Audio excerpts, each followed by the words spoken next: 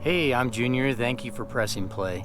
About 5-6 months ago, I did a review of my new Falken Wildpeak MT tires. And so I did the review and I had no idea that I would get so many views and that I'd get so many questions about the tire and how it's doing. And I did state in that review that I would come back and do about a 5, maybe an 8,000 mile follow-up review, and that's what this is. So in this video, I'm going to cover the way the tires performed for me. Did I get everything out of it that I thought I would get out of it? How's it wearing? And total performance. And then I'm also going to cover some technical stuff about the tire that I didn't cover in the first video. So I think that's going to help to kind of explain why I chose this tire and whether or not it would be a good tire for you. I put these on my Toyota truck for mostly just living here in Flagstaff. I've got some snow, a little bit of mud. We do some dirt biking. We do a lot of hunting. So I end up on dirt roads, and I end up sometimes in some pretty nasty stuff. So I needed a tire that I could rely on and a tire that was tough, durable, and got a lot of traction. I also run really low tire pressure. So without further ado, let's go ahead and jump into the review. All right, so the first thing you notice on this 2019 Toyota Tacoma is that I kept the stock wheels on this truck when I put these tires on, and I did cover them with a custom paint wrap. I don't know why they call it a wrap, because you actually spray it on, but it's about 5 or 10 different steps to it. It's really rugged stuff, but let's talk about the tire. So I've got exactly 5,500 miles on these tires since I put them on, and I did go to a little taller tire. It's an LT 285 75/16, and so the stock wheels on a Toyota Tacoma are 16-inch. I don't have any issue with that. I mean, I wouldn't go to it may be a 17, but I wouldn't go to an 18 or bigger, because you start to take away from your sidewall, your ability to bulge the sidewall when you're off-roading. So if I go down to say 20-25 psi, usually when I'm off-roading I'll go 18 to 20. Without that sidewall movement or that sidewall flexibility, you're not going to roll over rocks as well, and you're really going to feel everything, and you need as much sidewall flex as you can get when you're off-roading. So I stick with a slightly smaller wheel, and the 16-inch seems to serve that purpose. Besides, I don't like spending the money on wheels. It's all about go to me and not show. So that's why I prefer that. I did put a wheel spacer on this truck to get the tires out just a little bit, to give some good side bite. And you can see it does stick out about a 1/2 inch to 1 inch, just a little bit from the body. But we don't get a ton of mud here. We get more snow than anything. In terms of this tire, I've rotated it early and often. I do that with all my tires because I have a habit of running my tires at 26 psi throughout city, highway, everything. This is a very light duty truck. And so this truck doesn't weigh that much, and I don't ever put that kind of weight on it, so there's no need for me to have 80 psi in this tire. There's certainly no reason to really have it even at 50. So I run it at 26 psi around town. They flex really well. It rides great. If I do hit the highway, they're a little bit noisier. They might wear just a little bit quicker because you've got a lot of friction, and friction equals heat. But I like the way the tire rides better. When I hit a dirt road, or if I take off after work and I want to run out a dirt road and go shoot my bow or go ride my dirt bike, I can rip down the dirt road, without just chattering my teeth and beating myself up.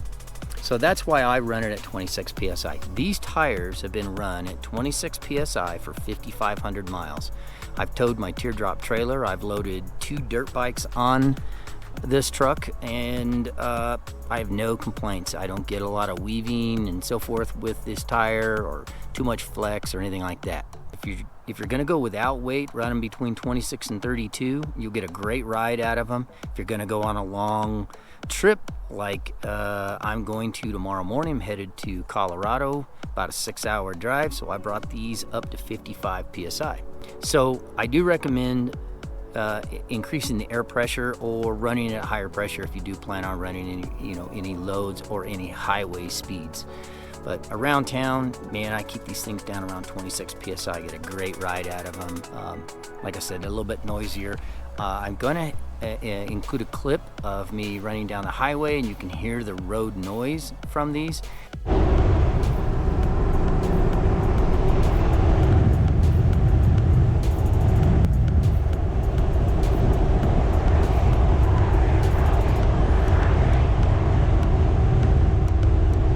They are shockingly low in noise, and I think Falken attributes that to their three different lug shapes that they employ on the design of this tire. I do want to show you, if I can get nice and close here, show you that the edges on these tires are amazingly sharp. And when I say edges, I'm talking about these edges right here. All these edges are relatively sharp. You can see on the back side of this one, there's slight rounding on that one, but that's only because I rotated the tire and this tire was driving the other direction on the other side of the vehicle. So I do rotate my tires, but with 5,500 miles, I'm running these at 26 PSI. And a relatively aggressive driver, not to mention I do a lot of I wouldn't say trail, but a lot of forest road running.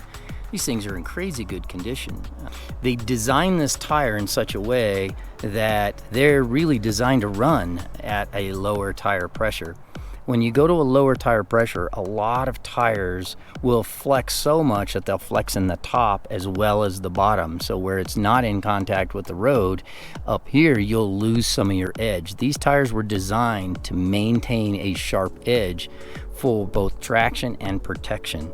The protection part of it is so rocks don't cut the tire when they do reach the patch or the ground, and the sharp edge is designed to grab the edges of, say, muddy walls or on the edges of rock and stuff so that you can get some traction.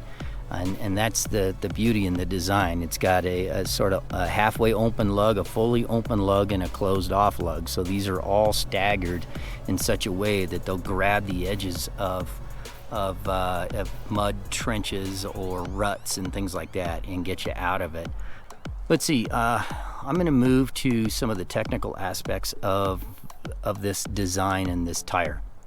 You can see down inside this tire, it's got this real interesting little line here, and it's almost like a hidden little lug that's down in there. The design of that little bar, these little bars that are down in there, is to help with clean out.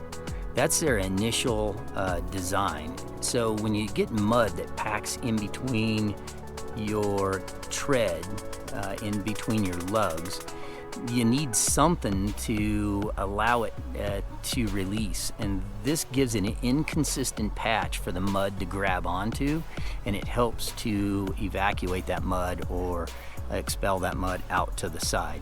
It also adds a little protection from any rock, sharp rock, getting down in there and cutting the tread of this tire. I had a lot of questions on my first video. How did these tires impact my fuel economy? And my answer to it was, I have no clue. I purposely don't test my fuel economy because I know I'm running an MT. It's an oversized tire, and I kind of drive aggressive. And so I didn't see any reason to go testing my fuel economy or what they did for it, because it's not what I bought them for.